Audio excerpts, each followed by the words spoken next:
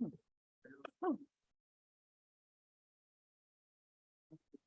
favorite one? Sure. Actually, yeah, you never realize this, but learning that thing requires all that unzipping and. I'm sure it's. Just gonna give you a call. Like, where are you? Not normal. I know. All right, good morning. I'd like to call the Transportation Committee meeting for Tuesday, October 17th to order. Start off with roll call. Berman, Herman's here. Iqbal, Caius, Guys present. Leonard, Leonard here. Roth, Roth here. Ford, Doherty, Already here. Davis, Davis here. Tepe. Deputy here. Quorum. All right. We've got Don't need. a number in the room. Mr. Doherty has requested to attend remotely for health reasons. Any objections? Let me know now. Seeing none, welcome, Mr. Doherty. Thank you. All right, Mr. Doherty, would you like to make a motion to approve the minutes or request unanimous consent, any of those kinds of things? That'd be great. I make a motion for unanimous consent to approve the minutes of September 19th, 2023. All right, No objection. being no objections to that. Thank you very much. Whoop. What was that? September 19th. September 19th, 2023. September 19th. Oh, a little, yes. It is October. These Don't are let the for the minutes minutes. Yeah, from it's now it's last October, but those minutes are September. So September, yeah. Mr. Doherty, he's got it right. All right. We will accept those, let it be. So something like that. All right,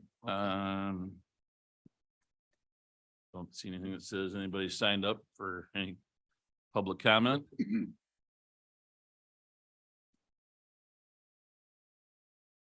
Okay.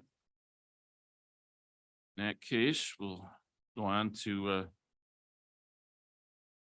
welcome our guests who are here to speak to us about Metro 2024 and a budget overview. If you're ready, Mr. McMahon, Joe, Sure, welcome, thank you. good morning. Thank you. It's great to be back and it's good to see all of you again.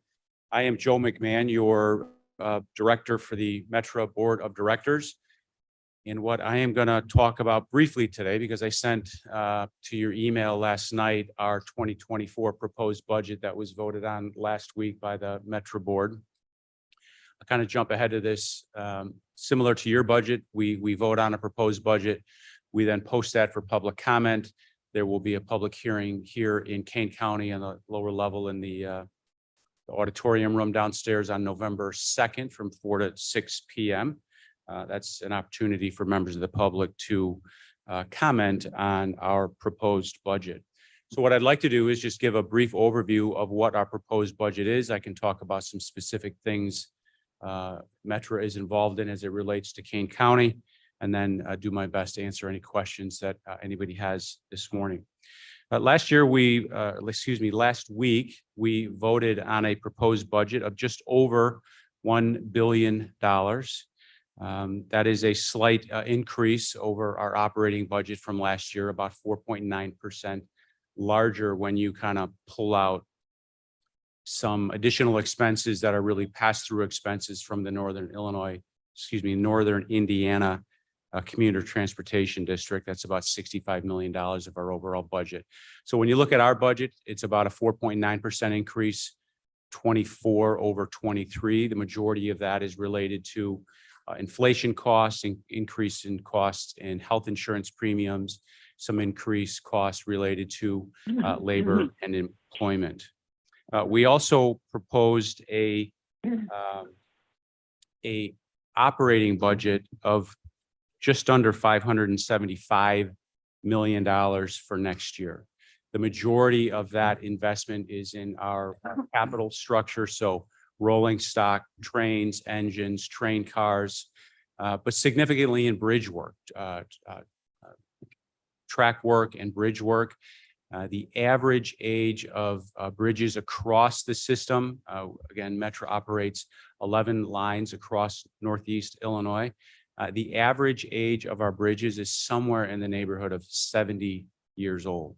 And some of our bridges exceed 100 years old. So requires a significant investment over time. We wish we could do it, all in 1 year. That is just impossible, labor and monetarily wise. So we have a long-term plan to make a significant investment in our bridges, tracks, and our capital needs. Let me kind of shift to what has garnered a lot of attention. We have proposed a new fare structure across the region. Currently, there are 13 zones. Most of Kane County is in Zone H.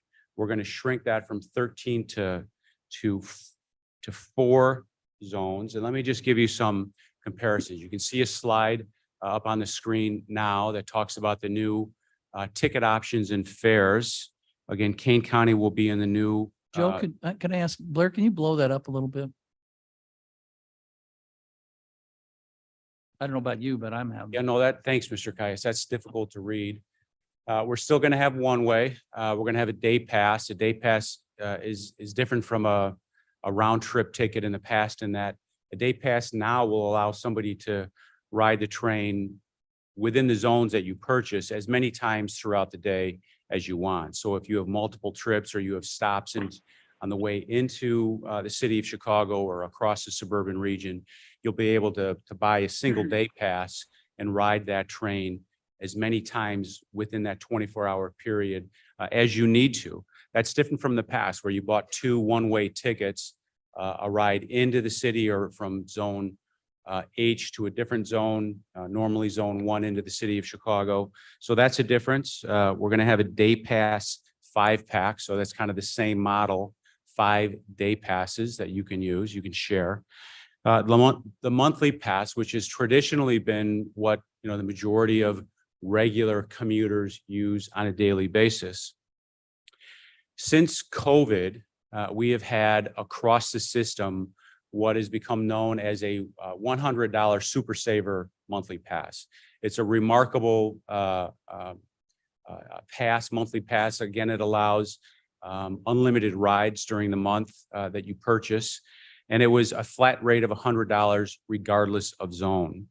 If we go back to pre-COVID, so pre-2019, the monthly pass from either Elgin, Aurora, or Geneva or Elburn was $239.25. So that $100 monthly saver pass was a significant savings.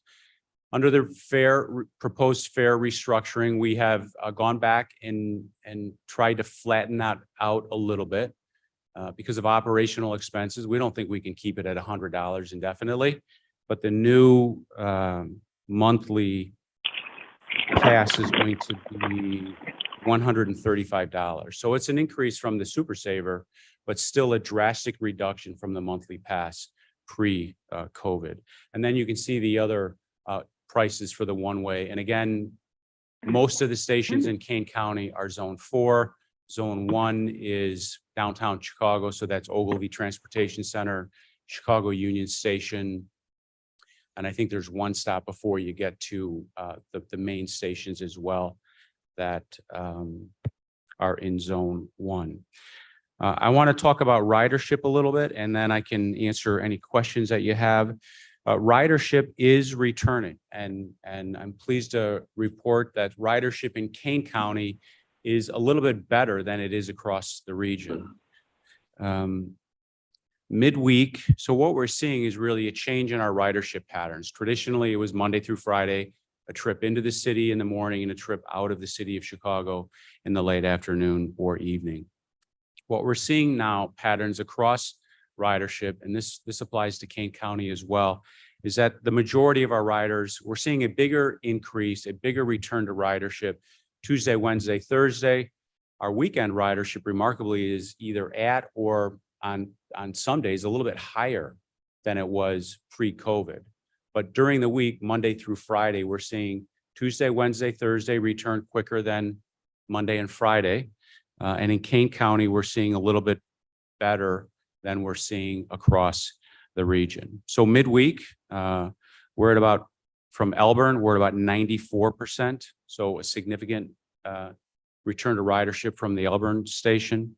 LaFox is about 61%, here in Geneva, 56%. And similar numbers like that at National Street, Elgin, Big Timber, and about 76% from the city of Aurora on the BNSF. Saturdays, again, we're doing better. Sundays from Elburn, 106%. So, really doing well on the weekend from the outlying stations across the region.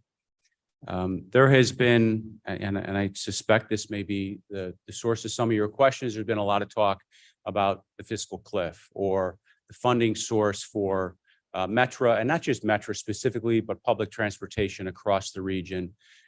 This year, so this coming fiscal year, next fiscal year in 25, and then really when we're all trying to figure out where the funding is going to come from in 2026. Mayor Schilke, who is your representative on the PACE board, also is a member of CMAP. CMAP has published a part report. I had the acronym memorized, the Plan of Action for Regional Transit, and it kind of escaped me there at the end. It's a challenge that we in public transportation have to face. There's a number of issues that have to be dealt with that are trying to be addressed in that report. I believe that, or Metra believes that if we figure out the funding piece, even though kind of how public transportation is going to be governed has received a lot of attention publicly. What's the governance model going to be? Is it going to be a single agency? Is it going to be multiple agencies? Is there going to be a single board? It's our recommendation that that we focus on the funding source. I think if we figure out the funding source for public transportation, we'll then figure out the governing model. We work really well with PACE. We've partnered on their schedule and our schedule to kind of line those up. So people who are relying on PACE to move around the suburbs that then need to catch a train to a different suburb or into the city of Chicago. I think we have a great working relationship with PACE, and that will continue. I think the governance model will follow. The challenge is the funding source. And that funding source, frankly, is going to come through a combination of fair restructuring, maybe different tax allocations or new taxes. Those are issues that I think the legislature will have to address, and then we'll deal with that. Our concern on service cuts is that if we start to cut service, that will sort of cause a downward spiral in ridership, and that will kind of lead to bad things. Let me just kind of leave it there, because we won't be able to attract new riders. We won't attract historical riders back to our service, and the public who relies on public transportation to move across the region will look for other options. That'll put more stress, more drivers, more people on the surface roadways, and will compound some of the challenges that we face. So with that, Mr. Davis and members of the board, I'll answer any questions that you have. All right. I am aware of a couple of questions. I think you might have covered them a little bit, but if you do well with these two in the first round, then when we get to the lightning round for bonus points, we'll see how you do. Jackie, go ahead. I did have a couple questions and you've already answered them. One about the ridership specific to Kane County. We hear about ridership rebounding, and we are different than Will County and Lake County and other counties. So thank you for putting that together. Also wanted to ask about the fiscal cliff. I do have another slide that we put in here, so I'll ask you a question about that. I had heard about this idea of a regional model and commuter rail model and characteristics. Yeah, thank you, Blair, for making that bigger. Could you talk a little bit about this and maybe how Metra might be changing their focus a little? Yeah, thank you. So there's two parts to that slide. There's a table, or there's a box on the left, commuter rail characteristics, and the one on the right is the regional rail characteristics. Historically, Metra has fallen on the model on the commuter rail characteristics, that box on the left, where we have a consistent schedule. It leaves from the outlying suburbs and it takes people into the city of Chicago on regular intervals. Metra really is looking at kind of transitioning, not abandoning the format or the model on the left, but really kind of adapting a little bit and becoming more like a regional rail transportation service provider. What we're seeing is more and more people from the suburbs are going from suburb to suburb. So we're trying to adjust our schedule. That's part of the motivation, I suppose, in the kind of the restructuring of the zones, going from 13 zones to 4. That allows us to move people, not just heavy amounts or large amounts of people in the morning and into the city, and then in the late afternoon and evening back out from the city to the suburbs, but really going from suburb to suburb. And that really kind of highlights the difference between a commuter rail transportation company and a regional rail transportation organization, which is what we're trying to accomplish, to reflect the demands of our riders. I knew Jackie had questions. She didn't mention that she had her own slide with her. So well played. Good. There were a lot of pages there, Joe, and I want to say there was a slide that said that the revenue portion from actual fares 30%, 33%, something like that. It's about that, Mr. Davis.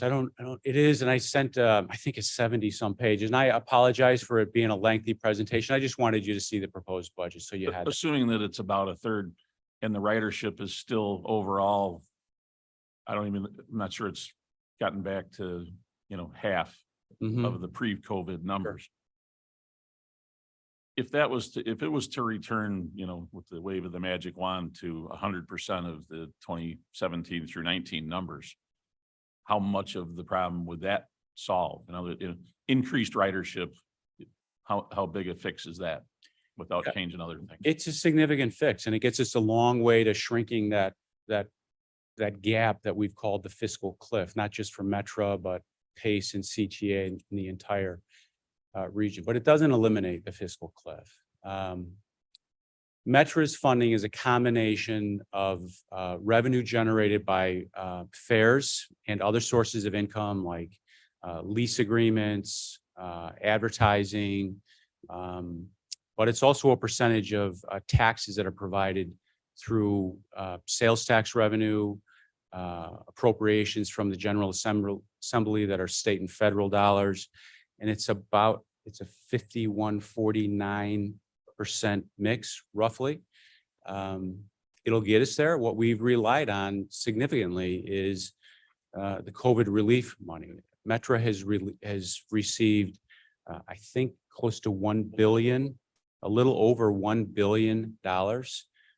We have really drawn from that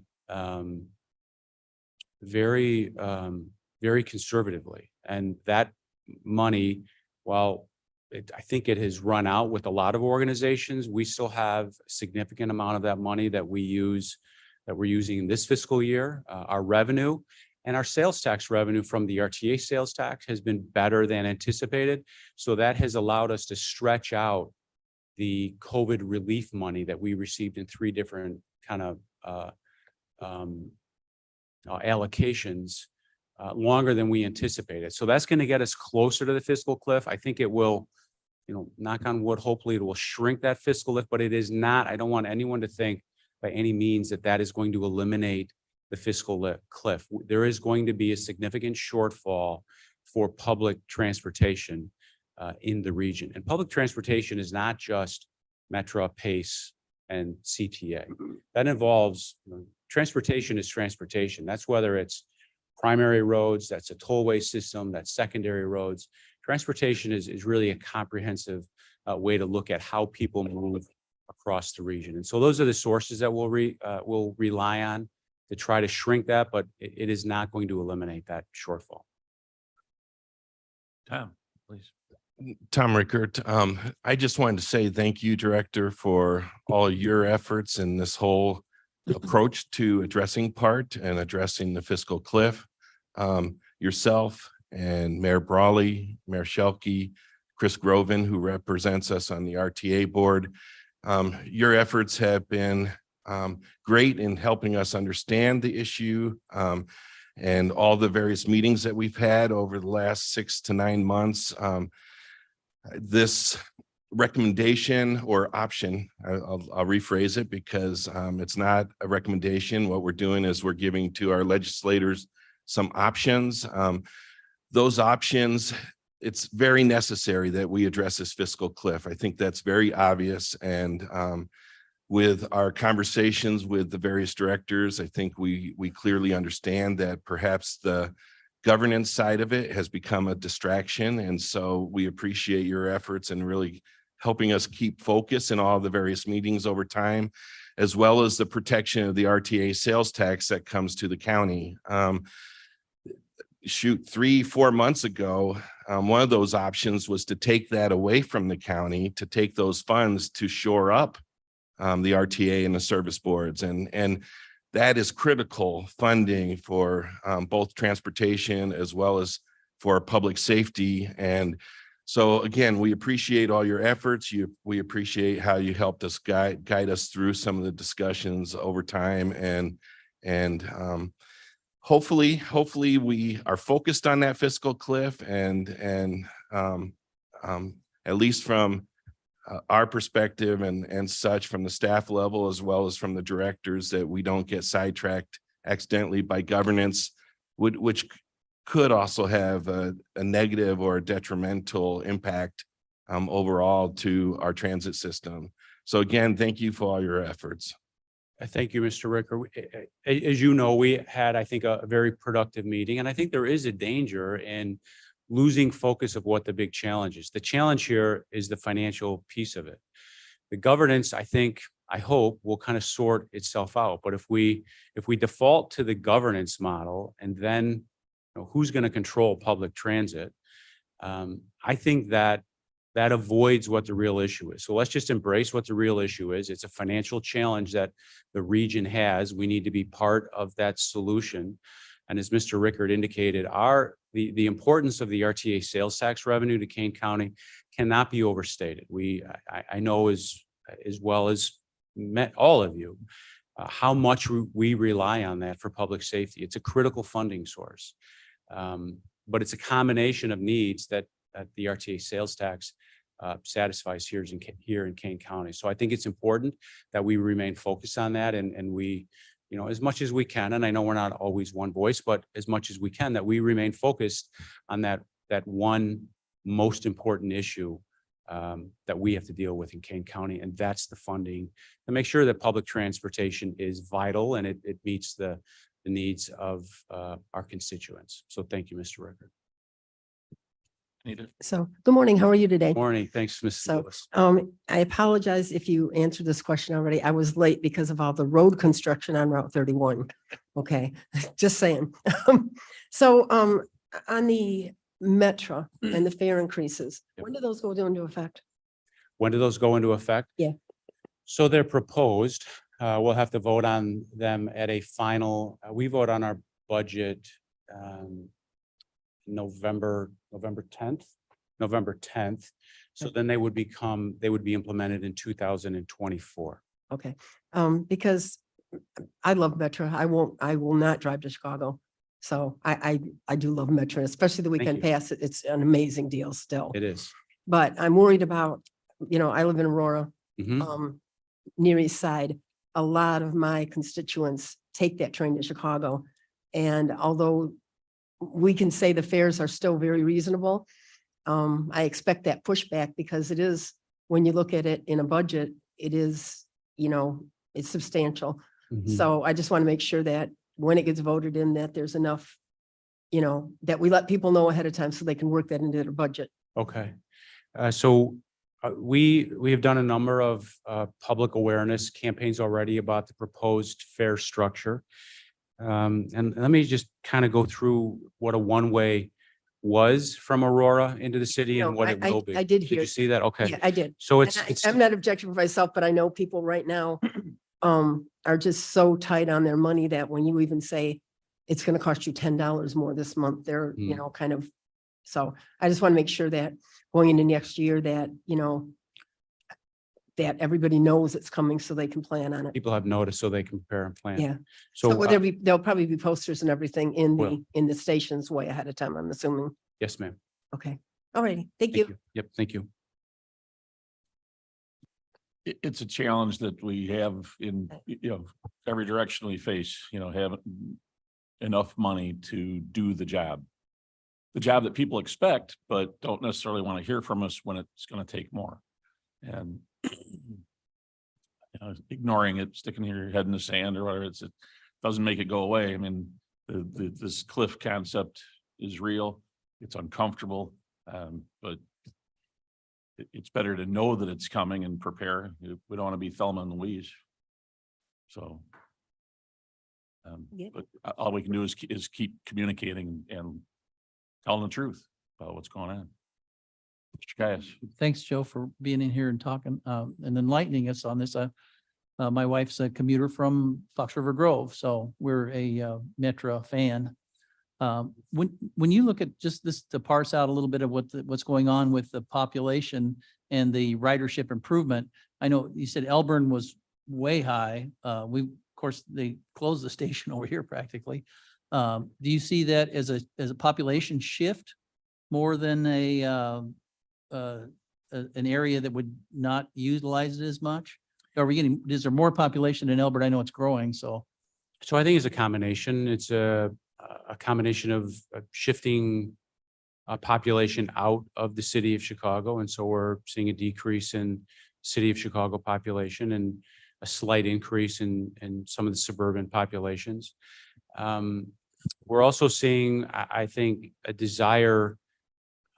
greater desire for people to rely on public transportation. The state of Illinois has asked Metra to expand a line from Elgin out to Rockford. It will basically be a state line. Metro will run that. That's still a number of years out, but that line is going to extend from the Milwaukee District West line, which goes to National Street, Elgin, and Big Timber now.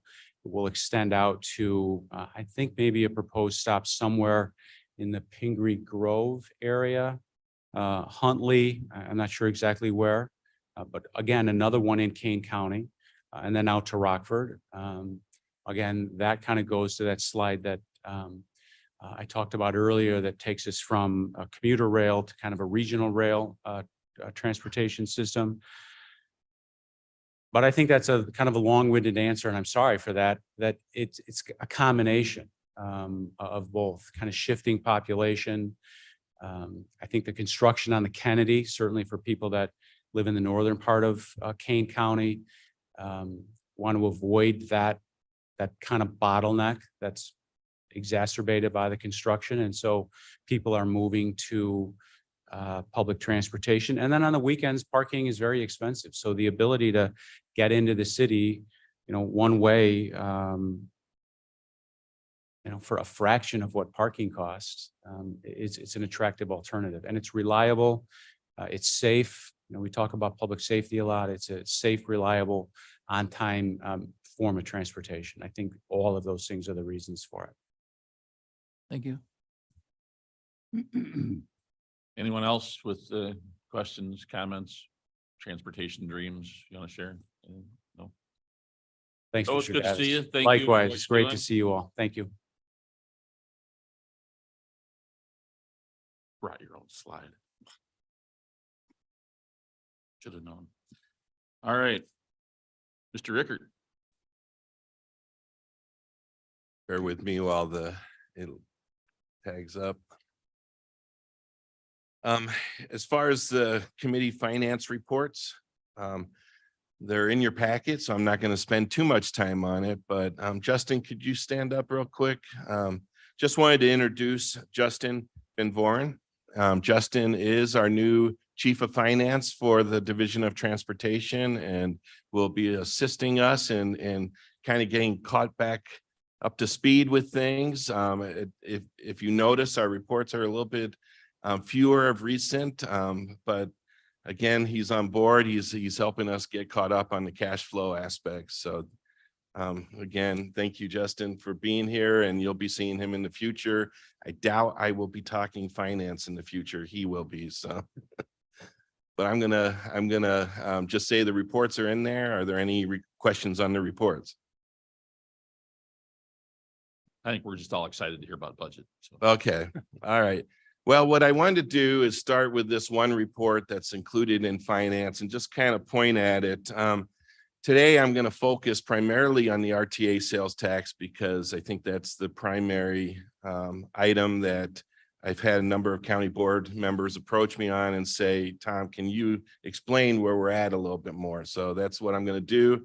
But what I wanted to do is just point at our sales tax, our existing fund balance is 52 million.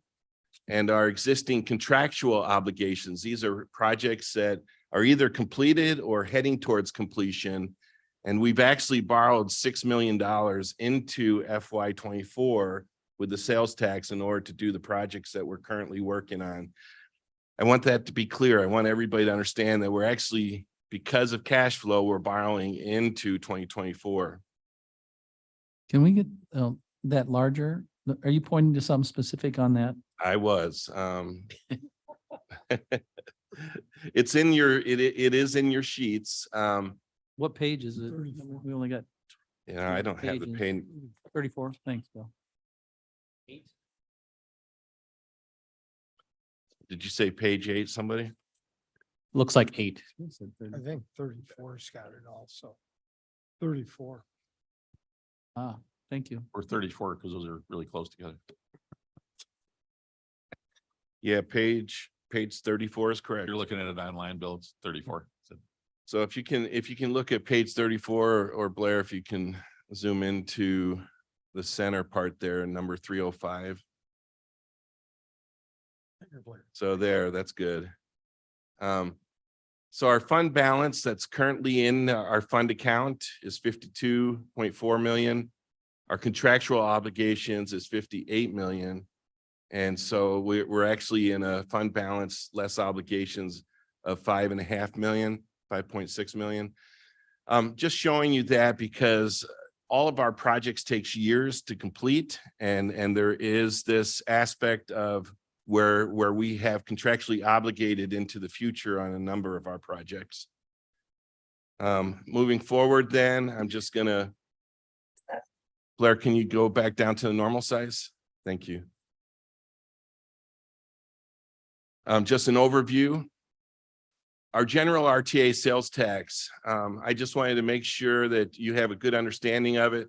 The proposal that currently has come forward is taking the 75% that is currently in our financial policies and moving possibly to a 70% annual. And this would be a reduction of about $1.25 million for our program. And so I wanted to highlight that this is what's currently being looked at that was presented at Finance Committee.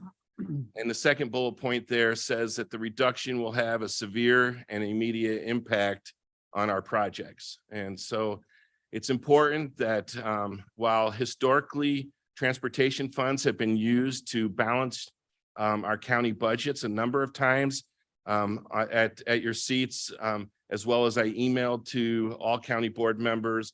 I talked about some of those changes over the years where over $4 million annually has moved from transportation to the general fund in order to help balance the budget.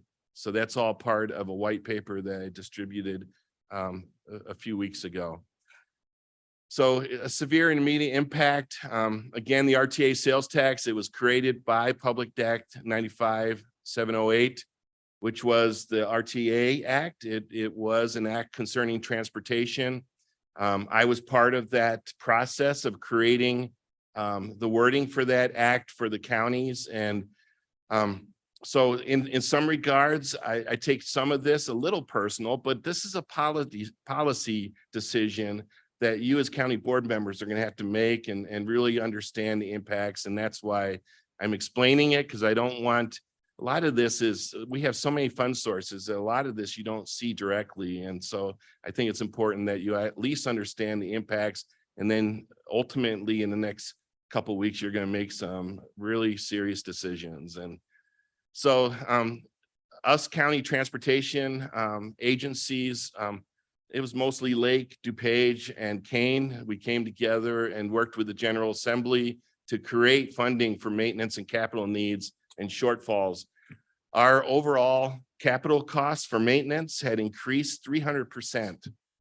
And we didn't have the monies in order to resurface roads. We didn't have the monies to repair bridges. So we went after the RTA sales tax in order to have those monies.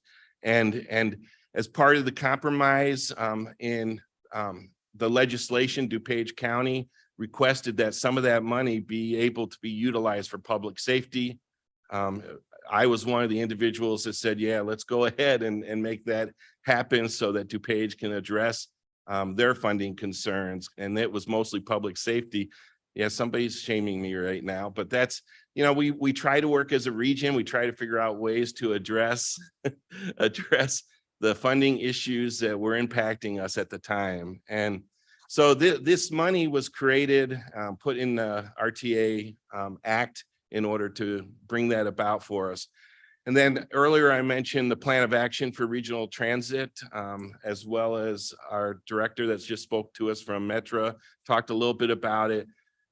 The fiscal cliff was an aspect of that. And it wasn't until about 2 months ago that the county's RTA sales tax came off the table.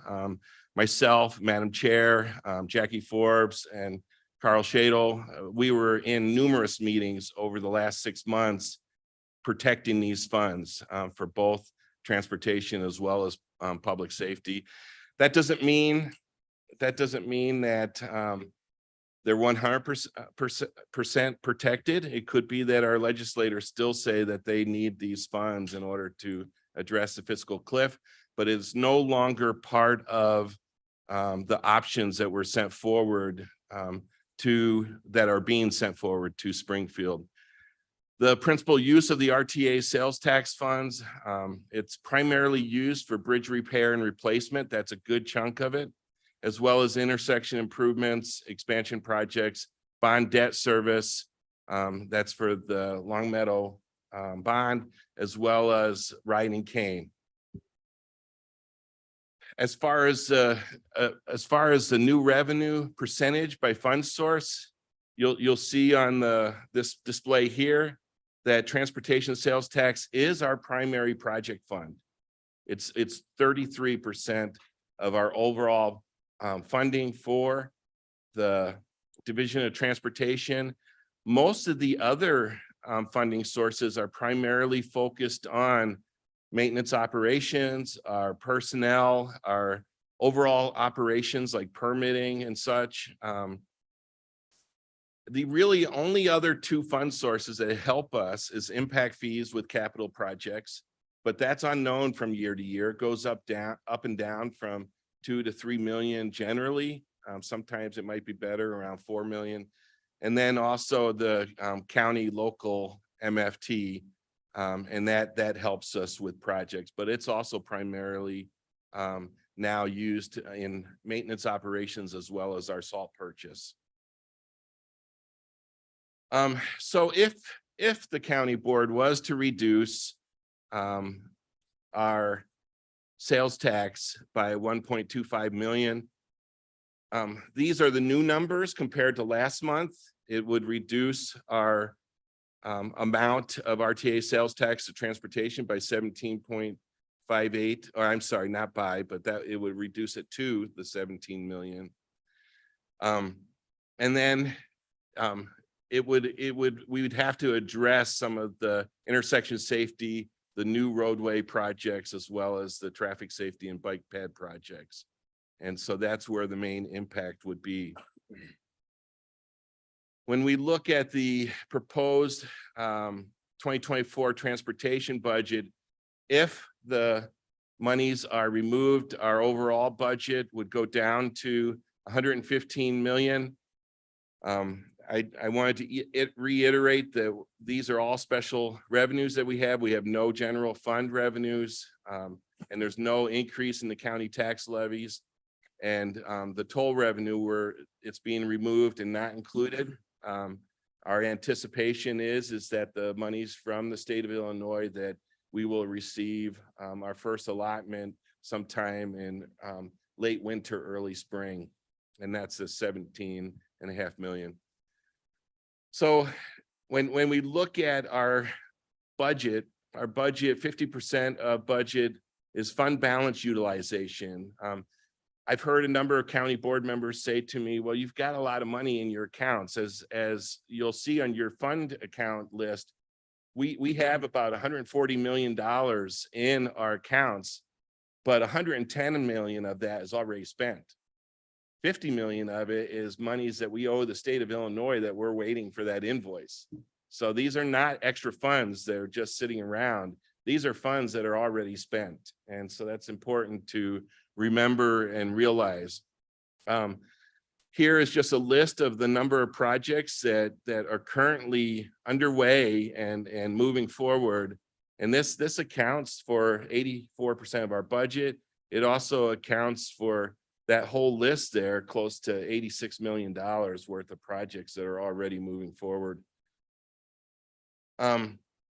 So what's being considered, at least what was presented at Finance Committee, was a reduction of 1.25 million. That will increase our amount that we've moved over to the general fund to 5.25 million on an annual basis. When you look at removing that 1.25 million, there's immediate impacts, as I mentioned before. They impact safety projects, they impact our federal CMAQ projects, as well as bike ped projects. The 1.25 million diversion of transportation funds has the potential to impact our ability to match $4 to $5 million in federal funds as well. That accounts to about $20 million lost over 5 years. That's important to realize. I looked at what we can remove, and the 3 projects that we can remove are the projects that have been set aside just for matching purposes of federal funds. So that's what we're losing, is our ability to get federal funds if the 1.25 million is moved out of transportation into the general fund. This also impacts job creation and economic development. Most of this is in the white paper that I sent to you. So if you want to get into a little bit more information, it's there. As far as the future year priorities, we're going to have to spend a lot more time trying to figure out what projects need to be removed from our program. And so this is the priorities we'll have to look at. Maintenance will always be first. State of good repair is what we have to do no matter what. Bridge structures maintenance, that's $12 million a year on average. And pavement maintenance is around 13 million. And that's been going up, as I mentioned, because the cost of maintenance resurfacing has increased significantly. Safety would be our next priority, intersection safety and traffic operations. Transit enhancements would be the next priority. That's riding cane. And then the projects that are hit are the new projects. There are a number of new projects that are in engineering right now that will have to shelve the engineering. So I just want to make sure all that's clear. We need to figure out this whole funding aspect. Again, I know that you as a board, you have a difficult decision in front of you. So that's my big picture overview of the RTA sales taxes and the potential impacts to the budget. Thank you, Tom. You know, we're going to keep hearing this same tale as we go through the budget process in any one of the standing committees. I know Bill and I have both been fortunate enough to chair Judicial Public Safety Committee at different times. And, you know, they're the ones primarily looking for the 5% shift. And it's not without good reason. They have programs that are wonderful programs for noble causes. So as I move into my next part of my comments, it is not out of any lack of respect for or desire to see them have, you know, the programs that they'd like to run also. But at some point, we also have to be the fiduciary stewards of the money for the taxpayers. And on the page before this, the impacts, It is not just 1.25 million. When you surrender the ability to leverage that with federal grant dollars, that number gets a lot bigger. And I think that Tom has been somewhat conservative in the 20 million over 5 years. It could easily be more than that. And when you tie that to the kinds of projects that goes for, capital projects, then that next line of job creation, economic development comes in too. And then that number balloons to a far greater number. We don't talk in government very often with terms like return on investment. That seems to be more of a private sector, approach to things. But this has return on investment written all over it, and it should not be ignored. You shift this money, you are not just shifting 1.25. Far from it. Keep that in mind as you go through all this. Mr. Leonard. Thank you, Mr. Chairman. I'd like to comment on Mr. Rickert's presentation. First of all, Tom, I thought it was great, but I think really the key thing that we have to look at, just as Mr. Caius and Mr. Ford and myself have served on the Riverboat grant money, we have some funds where we get matching funds. And that is like getting a free dollar for every dollar you allocate to it. In this situation, we're looking at taking away $1.25 million with the potential of it costing us in road projects 300 to 400% more in federal matching funds. So it's not a 1-to-1 relationship. It's a 1-to-3 or a 1-to-4. And I think this is one area where if we can find money elsewhere to take care of our other concerns, we need to, because this matching fund area, as Mr. Davis mentioned, Tom's being conservative, 4 to 5 million in federal funds a year.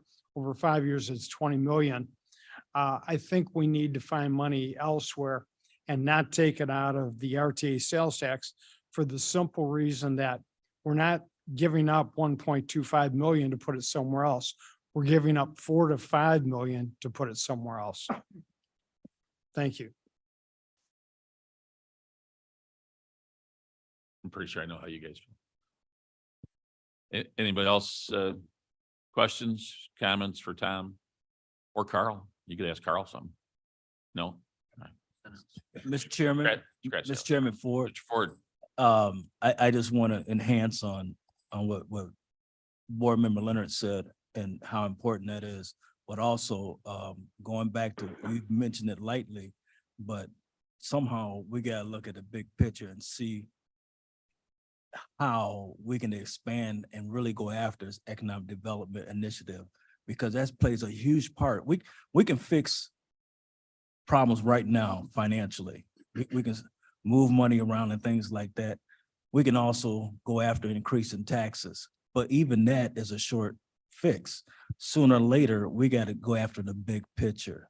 And that's where my fear is we'll raise taxes, we'll get comfortable, and then let it die out again. The big picture. So we need to get to the big picture along with this and run them parallel, not set it aside for now. Mr. Ford, are you suggesting that government success is often hinges on private sector's robust nature and Yes. the Yes. success in the economic development Yes. and job creation arena Yes. will make life for local government officials much easier because we have a strong tax base and we have people wanting to come into our county and live here because it's great. That's it. I think that's Come what I here. heard you saying. People come here to That live line right after. the and come here to spend 1.25. money. They can go back out. Come here, spend money. I'm gonna say it again, that job creation part and economic development, Yes. hard to measure, but it dwarfs the numbers on this page that we're talking about that we can quantifiably. tell. Even with the Because when you do conversation those we just had with things- Metro, the same thing is that is needed even for them, for our whole transportation system. Oh, Mr. Doherty. Thank you, Mr. Chair.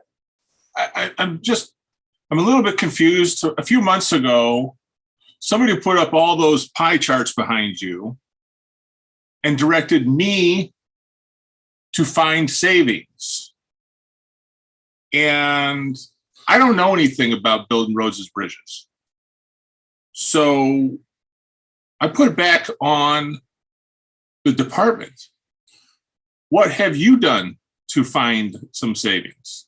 I hear a lot of spending. I hear a lot of hand wringing over not enough money. But where has the savings come from? Has anybody figured out $1 of savings at all?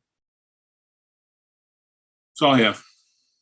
Okay, fair enough. I'll let Mr. Rickert tackle that in a moment, but I believe that the answer, we have transportation needs.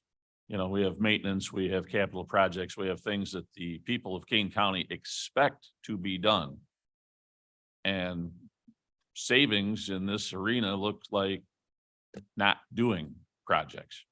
We save money by simply not doing a capital project or putting off maintenance, which is to sacrifice public safety and amenities that people want. I think that within the budget itself, everyone here looks every day at how they do what they do and try to make it, happen in the most efficient way possible. So yeah, finding savings in transportation is kind of a tricky business. The point that I've tried to stress this morning is the ability to leverage the money that they do get into a much greater, substantially greater amount. And if we can't have actual savings of $1, then leveraging my dollar into 4 or 5 times that, I think, is a pretty good trade-off. But Mr. Rickert, did I miss something? No, I think that's the primary aspect. I do feel like that if you have been on the board for a while, you've noticed that there's very few new projects coming forward, even though there's a lot of clamoring for things west of Randall Road where we need signals to go up, where we need turn lanes put in. The public is asking for improvements on Randall and west of Randall Road, and they're not coming forward because we don't have enough money. We do have some projects that are in the engineering phases in order to hopefully have an opportunity in the future to leverage some of these funds. Leveraging of funds is important. And it allows us to build a signalized intersection. Signalized intersections themselves are anywhere from $3 to $6 million, depending on the project that needs to occur. And we don't even have $3 million in local funds that we could even do a intersection improvement. So that's important, as well as we have looked at a lot of different asset management aspects in recent years, pavement preservation in order to make pavement last longer. There are technologies that we could be utilizing that we have put to the side, including even some of the new type of striping that's available that's out there, but it's expensive.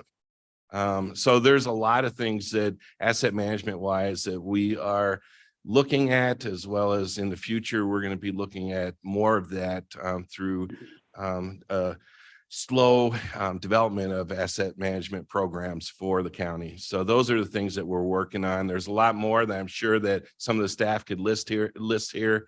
Those can be for probably future discussion now. I guess also, Mr. Doherty, to your point, and it's a valid point, and we have been asked to do that.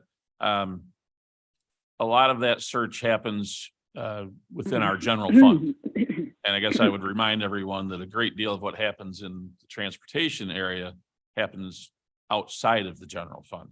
And yet we still do our best to be team players and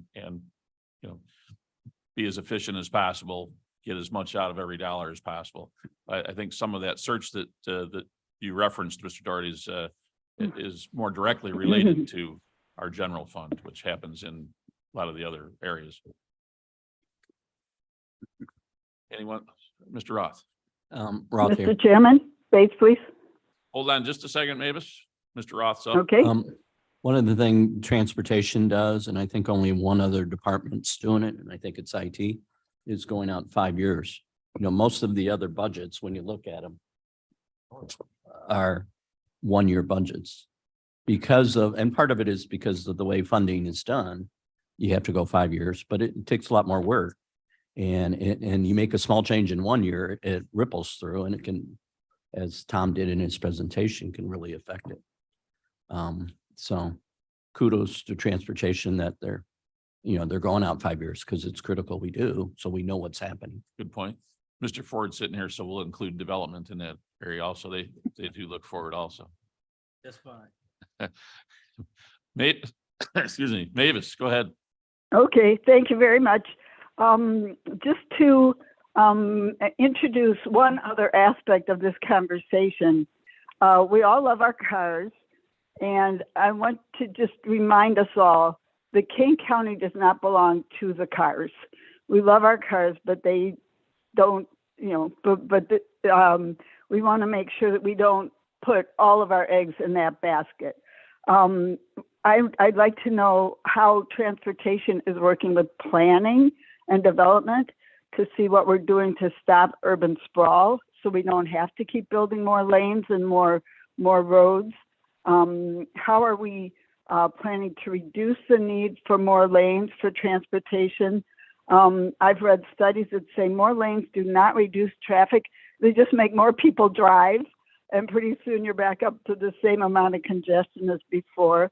And as has not come up in transportation, I'm not on the transportation committee, so I can speak for maybe other committees.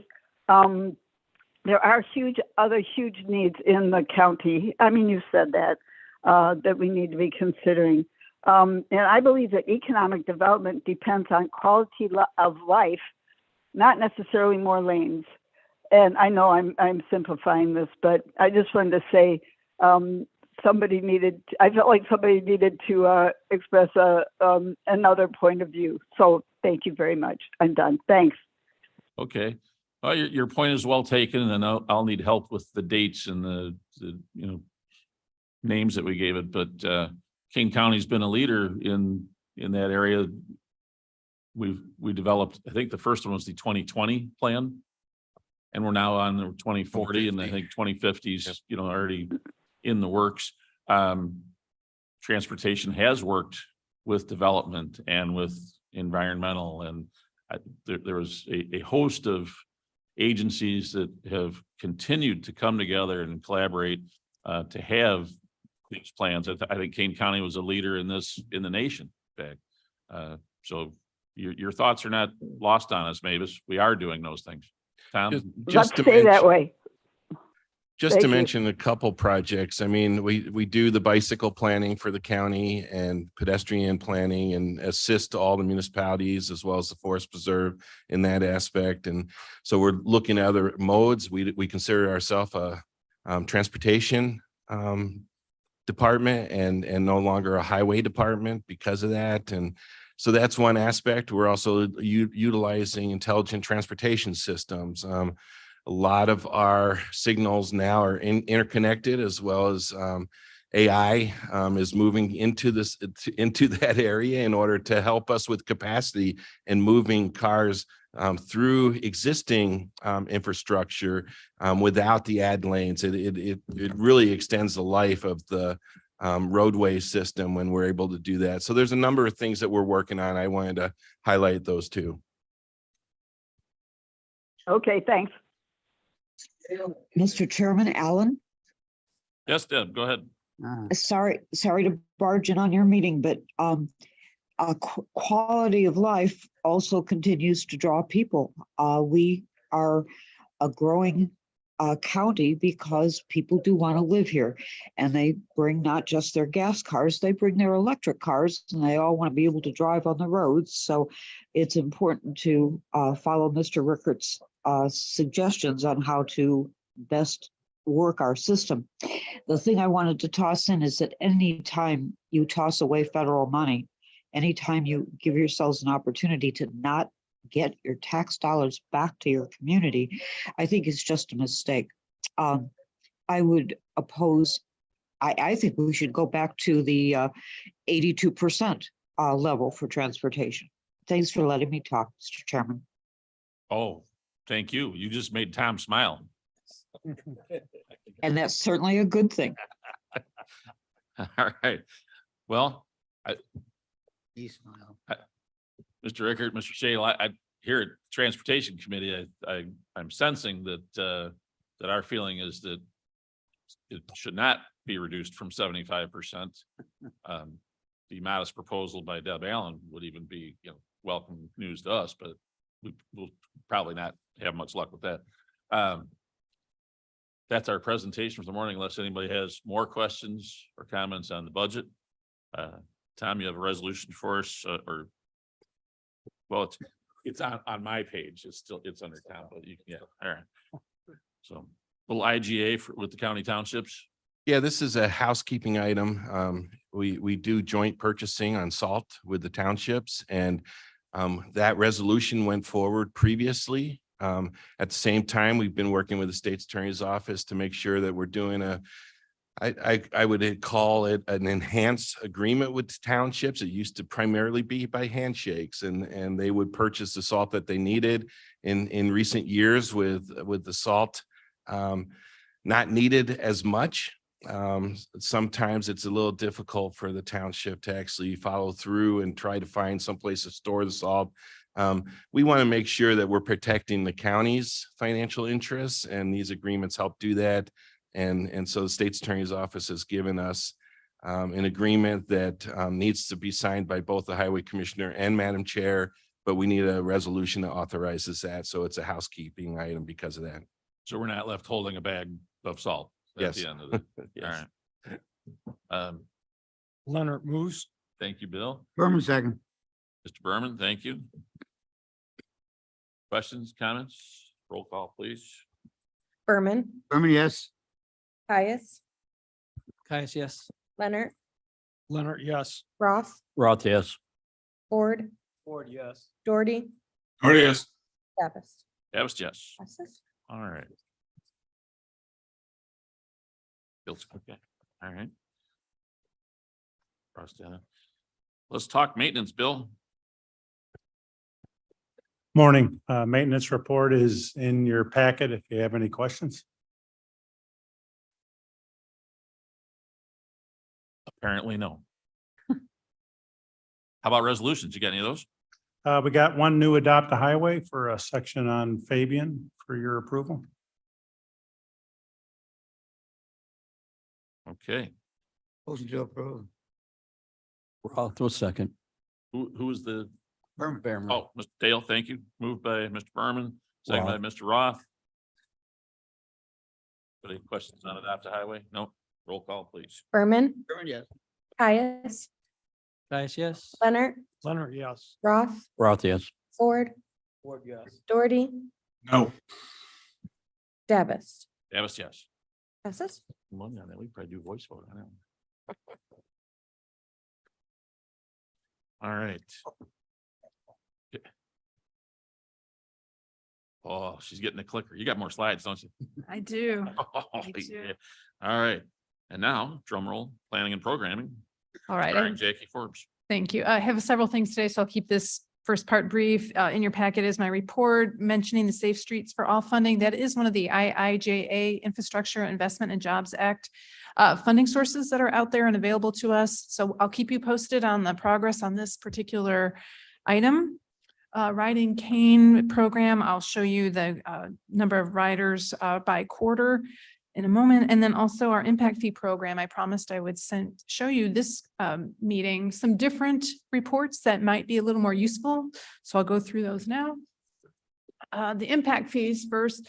This is a slightly different version of the report you used to get. This is by the fiscal year quarters. So starting with December, started with 2022. Really 21, and then showing through this year. So you can kind of see a little more of the trend of the numbers, but these are the actual raw numbers.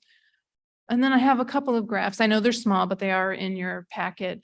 The first one on the top there is North, Central, and South impact fees over the different fiscal quarters again. So we've got December through February in blue, March through May in red, and then July through August in green. So you can kind of see some trends there. The one below it is also North, Central, and South, the three different colored lines there. And then you can kind of see some trends going back all year from today. So you see how things kind of dip down a little bit and go back up. So something I've tried to put together that might be a little more helpful with our impact fee program. If you want to see anything additionally to what I show here or differently, just let me know and I'm happy to make those changes. And that really concludes, oh, sorry, I forgot, Ride and Cane. Here's the numbers for you. Third quarter, it's the most recent one. We have numbers. These are the draft numbers. It takes Pace a little while to give us the final numbers. So we've got draft for you. And then I show the quarter previous, just so you can see a comparison, slight decrease in the overall number of rides, but we are increasing our number of sponsored riders. We are working with our marketing group and we hope to have that finalized by the end of December, early January. So we'll be able to go out and really market our program appropriately. And that concludes my report. Okay, thank you. Any questions on any of the slides presentation so far? No? We'll go right into the resolution then. Yes. Okay, so I have four. GIS. This one is our GIS resolution. We did use the QBS process to advertise for a vendor to provide on-call GIS services, as well as a few other items that we know we need assistance with. GIS Solutions was the selected vendor, and we request approval of the agreement. Roth will make a motion. Moved by Mr. Roth, seconded by Mr. Ford. Questions, comments? Berman, Berman, yes. Caius, Caius, yes. Leonard, Yes. Roth, Roth, yes. Ford, Ford, yes. Doherty, Or yes, Davis. Davis, yes. All right, the next one in the good news category, our Doberman Road project, as you know, is underway, and we were able to secure another $500,000 in federal funds to put toward this project. It is congressionally directed spending, or CDS funds.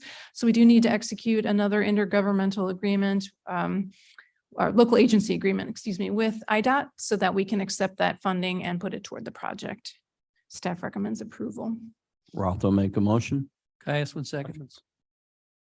Moved by Mr. Roth, seconded by Mr. Caius. Right, here's an example right here of use of federal dollars. Imagine that.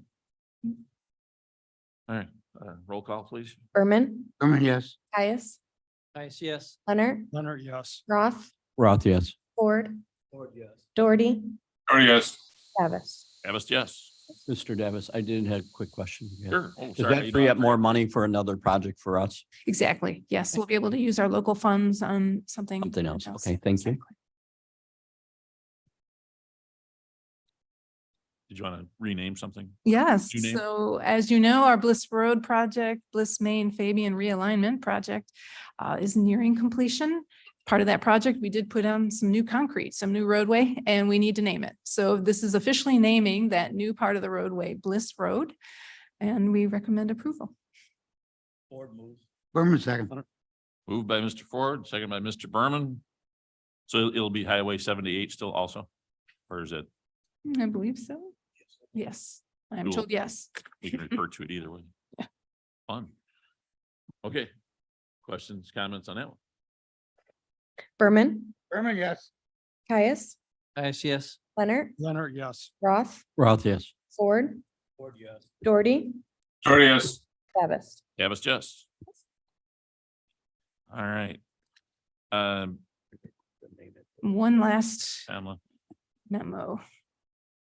So this road impact fee agreement, my understanding is we didn't reduce the amount. We simply gave them a little more time to. Time to pay, pay yes. it. Is Since the total fee was $121,000 and change, they just requested if they could pay half of it now and half of it in a year. The impact fee ordinance does allow for that. So we do have to enter into an agreement that Carl is able to sign. And we just need your approval from the Transportation Committee to allow him to sign that and give them time to pay it. All right.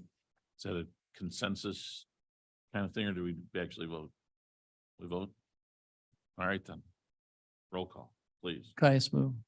We need a Roth will second. There's no actual resolution, so I don't know if we move it. Berman moves.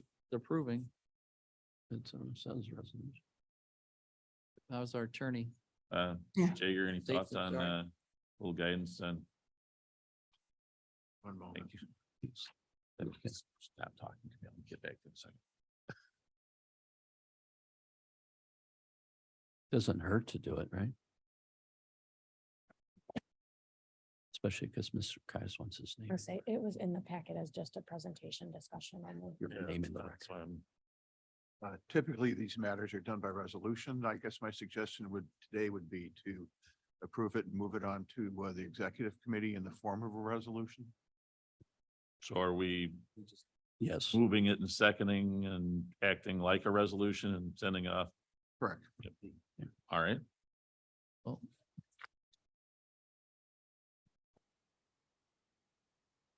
Doesn't hurt. to, motion right? change to appropriate language, whatever that is.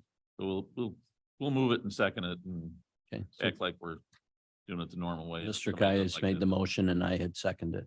All right. Pass, Roth. Got it. and a roll. Berman, Yes. Caius, Guys, yes. Leonard, Yes. Roth, Yes. Ford, Yes. Doherty, Or yes, Davis. Davis, yes. Passes. I don't know where. All it right. is. Anything else you want to tell us, Jackie? That's Any more all for me. slides? No, Pictures? no secret slides. I'm done. Thank video? you. Appreciate it. All right. Well, permitting. The permit report is in your packet. I don't have anything to add unless there's any particular questions.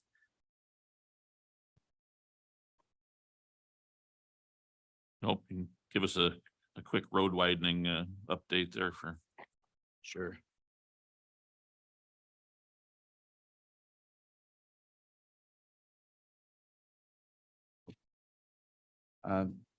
Just one slide for me. We're seeking the committee's input and direction on this agenda item. It concerns Plato Road and the Central High School access to Plato Road. KDOT has coordinated with the school district over the past several years about their constructing left and right turn lanes on Plato Road at their main access.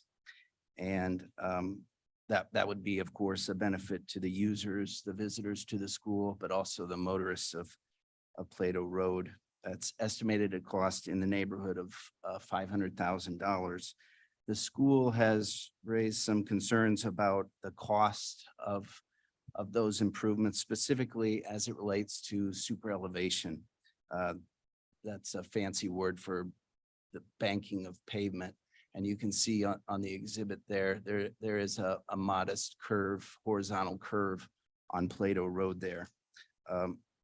We think that super elevation was unintentionally and slowly lost over years and years of milling and resurfacing. And it's something that we recognized when we had detailed engineering plans before us for the high school. So we think now that this has come to light, that it would be appropriate and that super elevation is an important design feature, something we need to resolve. So while it's a little irregular on an access related improvement, we're proposing that KDOT consider financially participating in those improvements to kind of offset those super elevation costs and just get this project moving again. So again, we're looking for direction on the amount of KDOT funds, if any, that we would contribute toward that construction.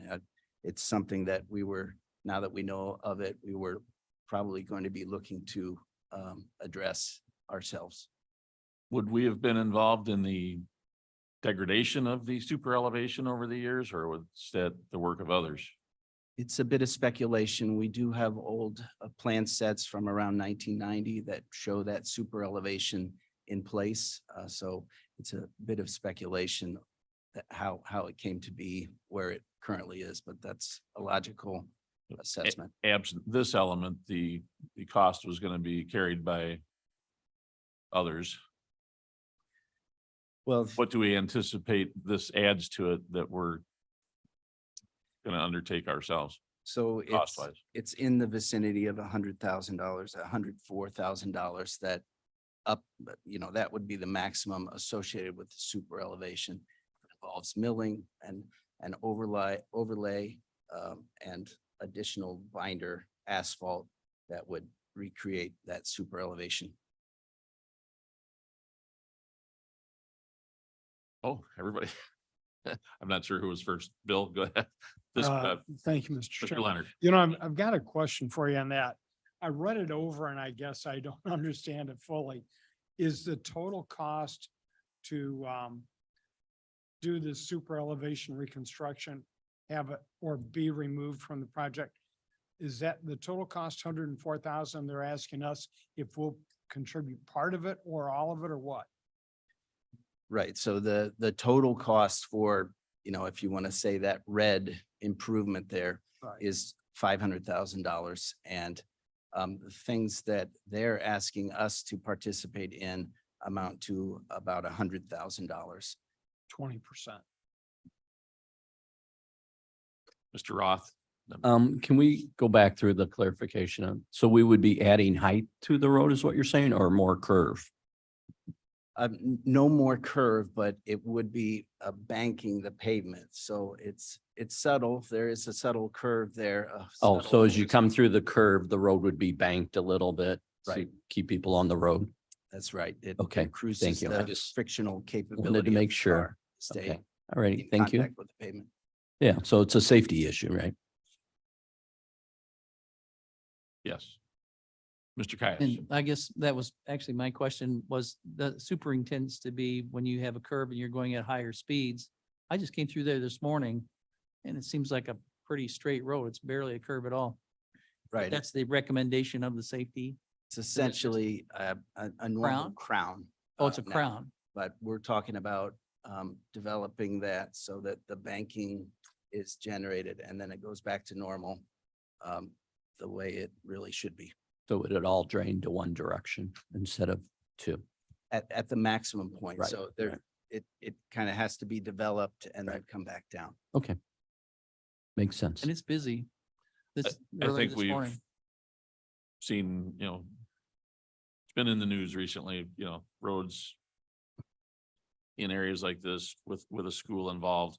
I think we have a even more keen focus right now on the safety aspects of these things.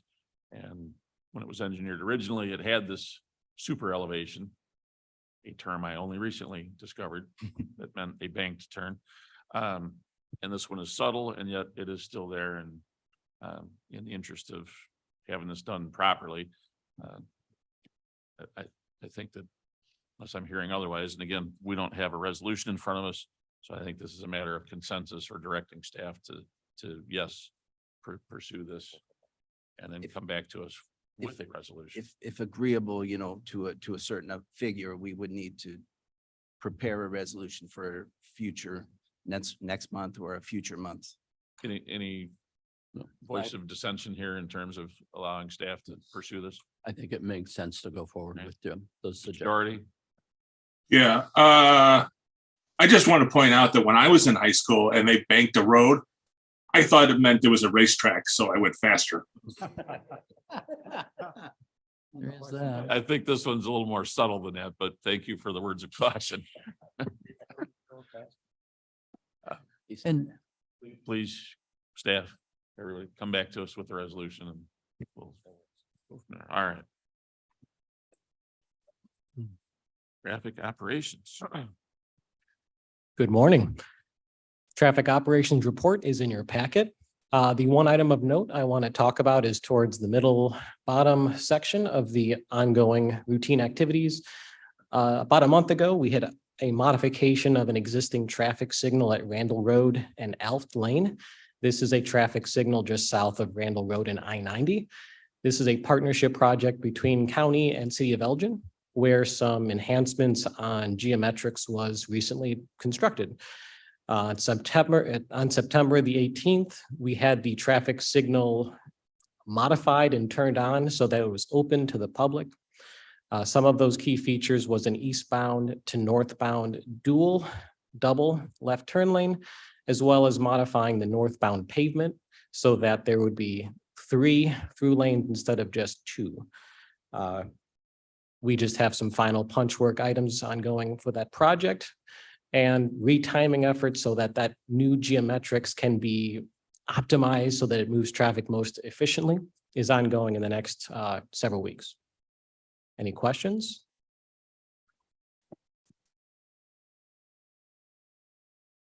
Anything you can do to keep it rolling along safely. We try our best. I do have one other item to present today.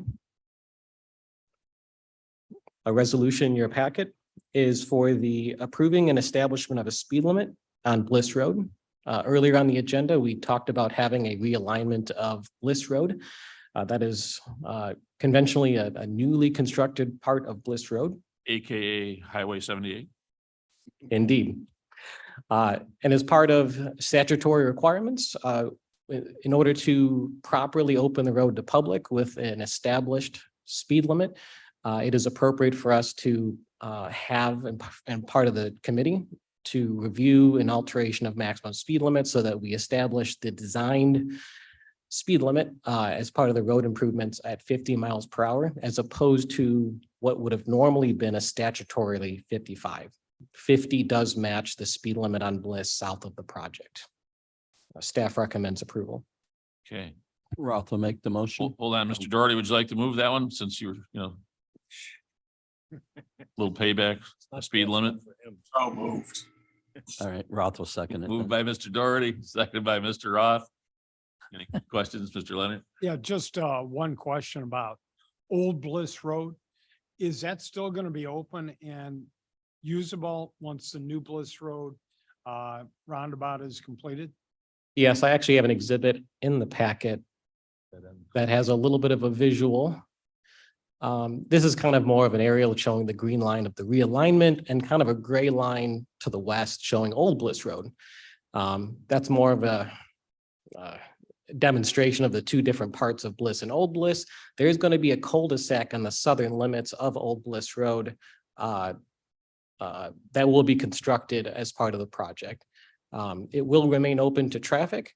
Now, this is incredibly more difficult to see, but some of the details shown on the top part of that page is Old Bliss Road. As it moves from right to left, you can kind of see a cul-de-sac being developed. So the intention is that we are in ongoing discussions with the local township highway commissioner for kind of an eventual arrangement for that road to be jurisdictionally transferred to the township. That's an ongoing discussion, but it'll essentially function as kind of a local residential street because it doesn't pass through. That cul-de-sac that terminates on the farther western side of what will eventually be Old Bliss Road does have some driveways that connect to existing properties that are there, but it will not connect with New Bliss Road. It'll be kind of a dead-end street of sorts that will maintain access to Main Street.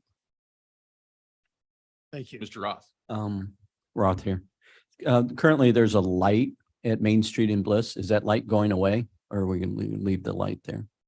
So at Main Street and what we've been saying, Old Bliss Road. Yeah, Old Bliss. So depending on your time frame here, it will be eventually removed. Okay. And will be Right in, right out only, or would it be? I believe there is still an access on the north leg of that intersection to an individual property. Right. It will be stop sign controlled Okay. for A four-way north and stop? north and south. So it will be free flow traffic for eastbound and westbound. Right. I know.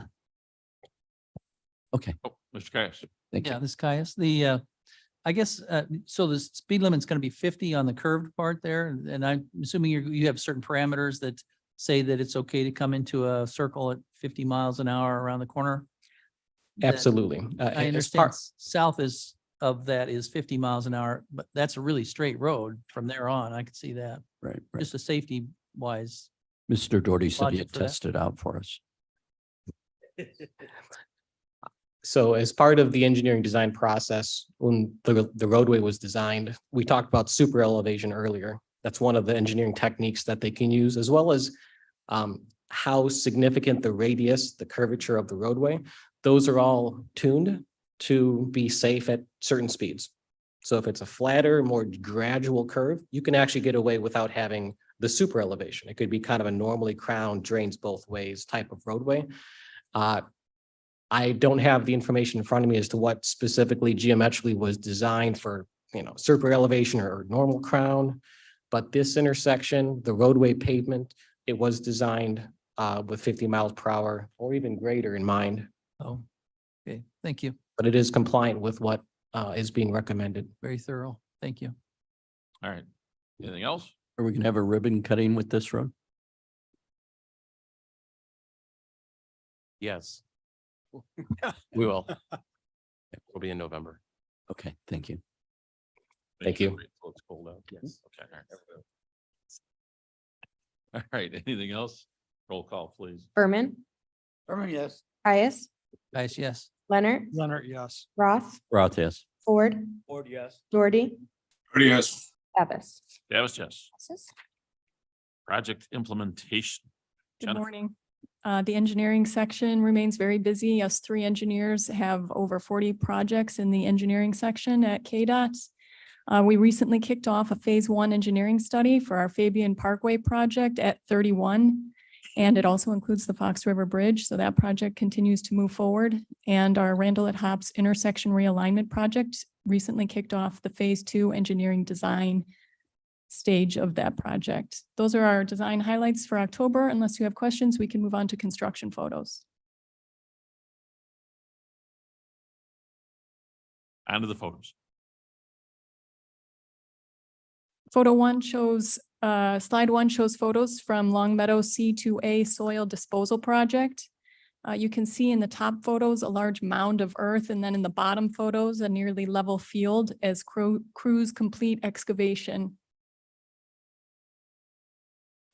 Photo 2 also shows, slide 2 also shows photos from Long Meadow C2A soil disposal project.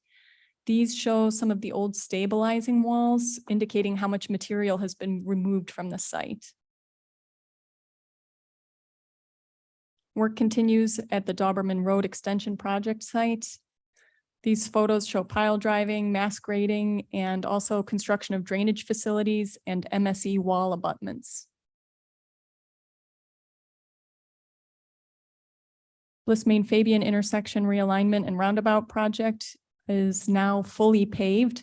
The crews are in the final stage of construction, which completes the connection at the south end of the project to the newly aligned Bliss Road. The bottom right photo is taken from within the now fully paved roundabout. Orchard Road at Countryside Road intersection widening construction has moved quickly, and these photos show the preparatory work for the final wearing surface.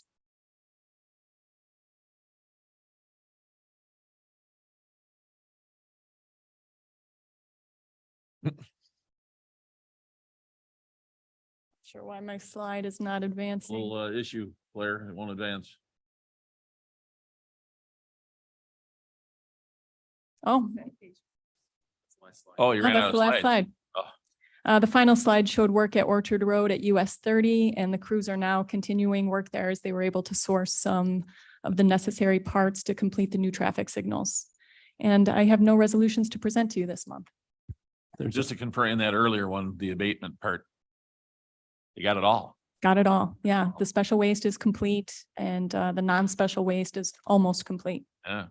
There is one more slide in our packet off the internet. Agenda. That's what you're trying to go to. Yeah. Yeah, the last slide, the mysterious last slide shows progress at Orchard Road and Route 30. There's traffic signal, permanent traffic signal work being completed now. Enjoy that one individually at your leisure. Yeah, I really did. Thank you, Jennifer. All right. I'll move that we report, place the reports on file. I'll second that. 100 seconds. Voice We can do a vote. voice vote. All in favor, please say aye. Aye. All opposed, same sign. All right, so we've gotten that. I have no note here that we require any executive session. Any new business? Anybody? Madam Chair, any new business? Good, all right. I don't have any indication anybody signed up for public comment. Also make a motion to adjourn. Mr. Roth, motion to adjourn. Second, Berman. Berman seconds. All in favor, please say aye. Aye. All opposed, same sign. We are adjourned. Mr. Ford, I want you to do better.